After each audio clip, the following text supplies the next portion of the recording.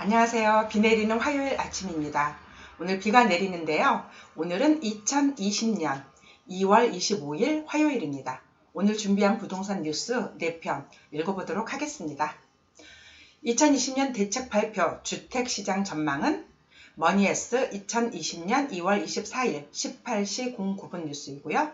서울시 지구단위 계획 용역 대가 현실화 이데일리 2020년 2월 24일 11시 16분 뉴스 부동산 대물림 너도 나도 상가시장도 기웃 매일경제 2020년 2월 24일 08시 36분 흑석 9구역 주차장 부족 논란 한국경제 2020년 2월 23일 16시 59분 뉴스 이렇게 4편 준비해 보았습니다.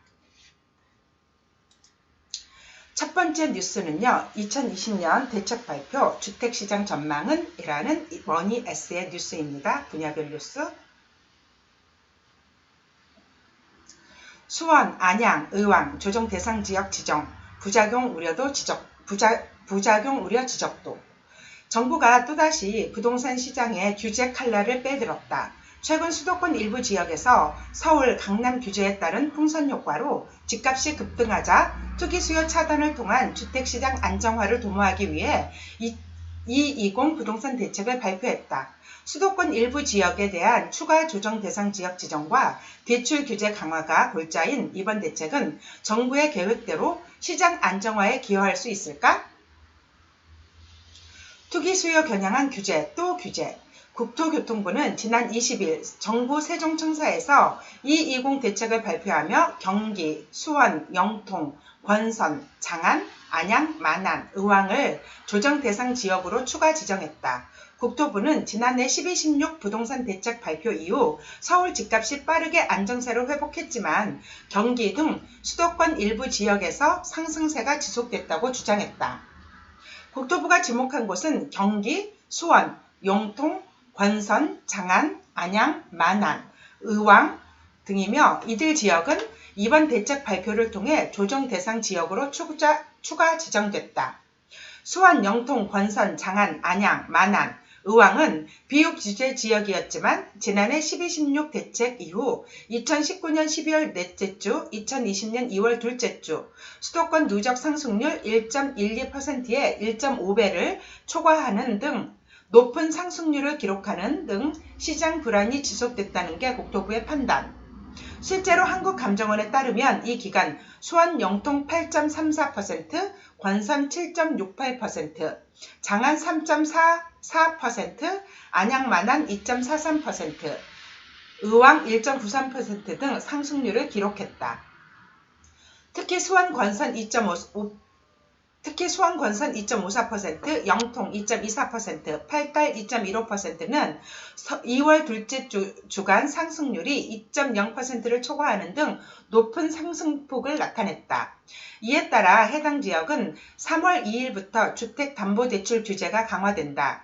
기존에는 조정 대상 지역 가계주택담보율에 주택담보대출 비율 LTV 60%가 적용됐지만 앞으로는 구간별 LTV가 차등 적용된다. 시가 9억원 기준으로 9억원 이하부는 LTV 50%, 9억원 초과부는 LTV 30%가 적용된다. 여기에 국세청은 주택거래 과열 현상이 발생한 지역에 대해 다주택자 등 고가 거래를 전수 분석해 탈세 혐의가 있는 경우 예외 없이 세무조사를 실시하기로 했다. 또 국토부, 국세청, 금융위원회가 금융감독원으로 구성된 부동산시장 불법행위 대응반 21일 신설과 한국감정원의 실거래 상설조사팀은 주요 과열 지역에 대해 이상거래 및 불법거래를 집중 점검한다. 이밖에 조정 대상 지역에 3억원 이상 주택 거래 시 자금 조달 계획서 제출이 의무화된다. 현행은 투기 과열지구 3억원 이상 주택이지만 앞으로는 투기 과열지구 조정 대상 지역 3억원 이상 주택, 비규제 지역은 6억원 이상 주택이 해당된다. 집값 떨어질까? 그래도 오를까? 시장 전망은 정부가 다시 한번 규제 카드를 꺼내자 시장에서는 의견이 분분하다. 계속된 규제로 결국 집값이 잡힐 것이라는 전망과 함께 일각에서는 규제 지역의 옆 동네로 과열 양상이 계속 퍼져나갈 것이라는 우려도 나타냈다. 전문가들은 이번 대책에 대체로 아쉬운 부분이 있다고 지적한다. 최근 집값 상승의 근본인 원인이 공급 대책이 이루어지지 않는 이상 다른 지역으로 풍선 효과가 또 다른 부작용을 막을 수 없다는 것. 양지영 RNC 연구소 소장은 여전히 시장에 유동자금이 풍부하고 갈 곳이 없는 데다 부동산은 언젠가 오른다는 학습 효과와 더불어 사라지지 않는다는 안전자산이라는 인식이 짙다는 분석이다. 이어 최근 집값 상승의 근본적인 원인 공급 대책이 이루어지지 않는 이상 다른 지역으로 풍선 효과 등 또 다른 부작용을 막을 수 없을 것이라며 집값이 오르는 지역에서 두더지 잡기식 규제는 단기적인 집값 안정화에 기여할 뿐 장기적인 안정화 대책은 아니다라고 지적했다. 하명진 직방 데이터 랩장도 비슷한 생각. 그는 매물이 걷어들여지며 단기적으로 급등하던 호가가 숨을 고르는 등 상승률이 둔화되거나 거래량이 감소하는 등 수요자 관망 움직임이 예상되지만 가격 조정 양상까지 이어지기는 제한적일 것으로 본다. 함 랩장은 이미 조정 대상 지역으로 규제가 가해졌던 수원, 팔달, 용인시, 수지, 구리시 등이나 투기 과열지구였던 광명시 일대의 가격 상승이 연초부터 꾸준했던 점을 감안하면 비규제 지역에서 규제 지역으로 전환한다고 급격히 수요가 얼어붙기 쉽지 않을 것이라고 비관했다. 김창성 기자였습니다. 네, 다음 뉴스 분야별 뉴스이고요. 서울시 지구단위 계획 용역대가 현실화. 이데일리 2020년 2월 24일 뉴스입니다. 서울시 지구단위 계획 용역대가 산정기준 마련. 용역대가가 합리적 산정 위한 국토계획 표준 품셈 보완. 이데일리 정두리 기자입니다. 서울시는 적정 용역대가의 합리적 산정을 위해 국토계획 표준 품셈을 서울시 실정에 맞게 보완해 서울특별시 지구단위 계획 용역대가 산정 기준을 마련했다고 24일 밝혔다. 앞으로 서울시 및 지구에서 발주하는 지구단위 계획 용역대가 이 산정 기준에 적용하게 된다. 현행 지구단위 계획 용역대가 산정 방식은 과업 내용에 충실하게 용역대가를 산정하는 것이 어려워 일괄적으로 표준적인 업무, 기본 업무를 수행할 경우 해당하는 용역비 산정 후 예산 상황 등을 고려해 용역대가를 임의로 조정하는 실정이다. 이에 따라 지나치게 적은 용역비 지급으로 인한 부실 용역의 우려 등이 문제가 된다. 예를 들어 자연환경조사 및 분석 항목에서 조사 및 분석 대상은 지형, 지세, 기상수계 등으로 정의되어 있는데 등이라는 포괄적인 표현으로 인해 업무의 내용이 명확하지 않아서 실제 당해 용역에서 수행하는 업무가 기본 업무 대비 많은지 적은지 객관적으로 비교가 어렵다. 또한 지역 특성을 반영한 지구단위 계획 수립을 위해 일부 항목만 수립, 재정비할 필요성이 높아졌으나 일부 항목과 검토해야 할 항목에 대한 기준이 없어 일부 자치구에서는 부분 수립 재정비가 필요해 용역 발주를 꺼리는 경우도 있었다. 서울시가 이러한 문제를 해결하기 위해 시행하게 된 서울특별시 지구단위 계획 용역대가 산정 기준은 각 업무 항목별로 기존에 포괄적으로 정의된 기본 업무의 내용을 구체적으로 명시함으로써 발주하는 용역의 과업 내용을 객관적으로 확인할 수 있게 되고 그에 맞춰 용역대가를 산정함으로써 수행하는 업무량에 비례하는 용역대가를 산정할 수 있다. 또한 부분 수립 재정비 대상이 되는 항목 외에도 연계해서 검토돼야 할 항목들이 기준을 정립해 제시함으로써 맞춤형 용역대가 산정이 가능하게 됐다. 권기욱 서울시 도시계획국장은 전국 최초의 국토계획 표준 품셋 보완화 서울특별시 지구단위 계획 용역대가 산정 기준은 시행은 서울시 실정에 맞는 합리적인 용역대가 산정이 가능하게 돼 적정 대가의 지급을 통한 용역의 질적 수준 질적 수준을 향상하는 계기가 될 것으로 서울시 및 용역업체 모두 이익이라고 말했다. 정두리 기자였습니다. 세 번째 뉴스는요. 부동산 대물림 너도 나도 상가시장도 기웃. 매일경제 2020년 2월 24일 뉴스입니다. 부동산 증여 상속보다 낮다. 증가세, 상가 등 업무용 부동산도 증여 훈풍.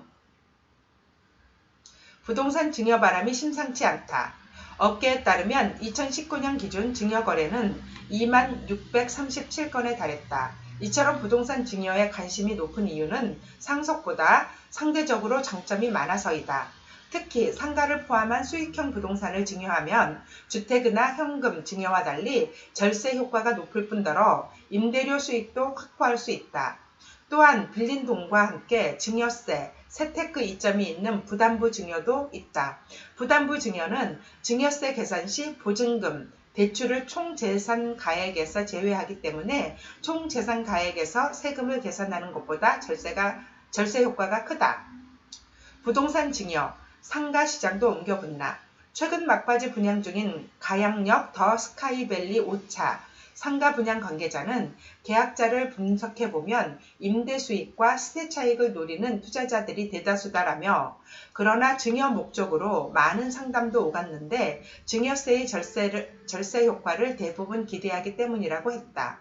분양 관계자는 또 상가 투자 증여는 주택과 다르게 상가 시세 70% 내외에서 기준 시가를 계산해 세테크 면에서도 장점이 있다며 대출을 받아 부담부 증여를 하면 증여세 절세와 함께 자녀가 임대료를 받아 이자와 대출금, 원금 상환도 가능하다고 증여 장점을 덧붙였다. 이와 관련 업계 관계자는 상가는 옥석을 잘 구분하는 데 있어 입지 선별을 잘 해야 하고 절세 등 세테크 관련해서는 세무 전문가를 통해 점검을 받는 것이 좋다고 했다. 한편 우리자산신탁 공급 중인 가양역 더 스카이밸리 5차는 지하 4층에서 지하 17층 연면적 45,233제곱미터 규모로 직식 산업시설, 지원시설, 근린시설로 구성된다. 9호선 가양역 7번 출구 바로 앞 초역세권에 입지해 급행열차로 강남까지 20분대로 진입할 수 있다. 올림픽대로 차량 진입도 1분대이다. 호텔급 수준의 외관, 디자인, 전후면 공개공지 2, 3층, 야외정원, 층별, 욕실실, 샤워실, 세미나실 등 공간 구성으로 입주자들의 편의성을 극대화했다. 소형 섹션 오피스 구성도 투자금도 합리적이라는 평가다. 상가는 1층과 2층 각각 6.5m, 6m로 층고가 높다.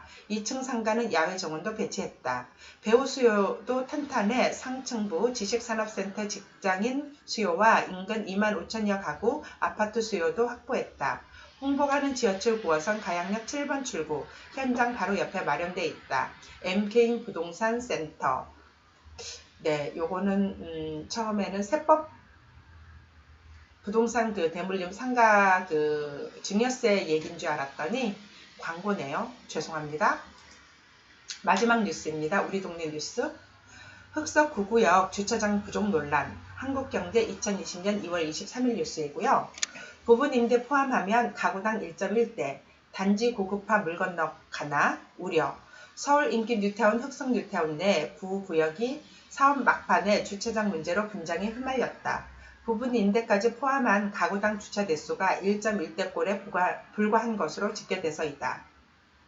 23일 흑석 9구역 조합의 건축 계획에 따르면 새로 짓는 아파트의 주차 가능 규모는 2018대이다.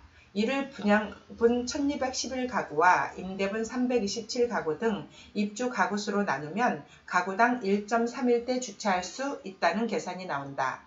문제는 부분 임대 가구다. 부분 임대란 집주인이 남는 방을 임대로 돌릴 수 있도록 집을 분리해 놓은 구조를 말한다. 출입문이 2개다.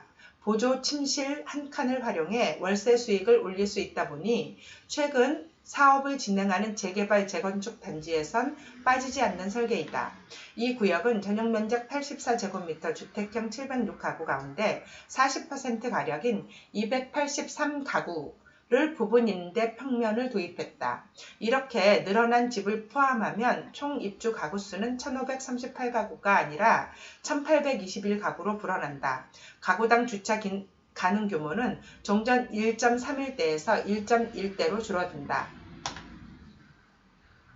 조합원들은 10년 전 준공된 아파트만도 못한 설계라고 분통을 터뜨리고 있다.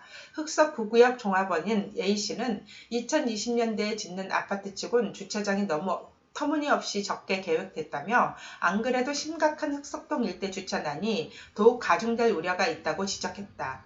다른 조합원 B씨는 여의도와 강남 등 고소득 업무단지가 가까워 임차인도 대부분 자동차를 이용할 것이라며 서울시가 공공임대주택 가구수를 늘린 것도 가구당 주차 대수가 더욱 줄어든 요인이라고 말했다.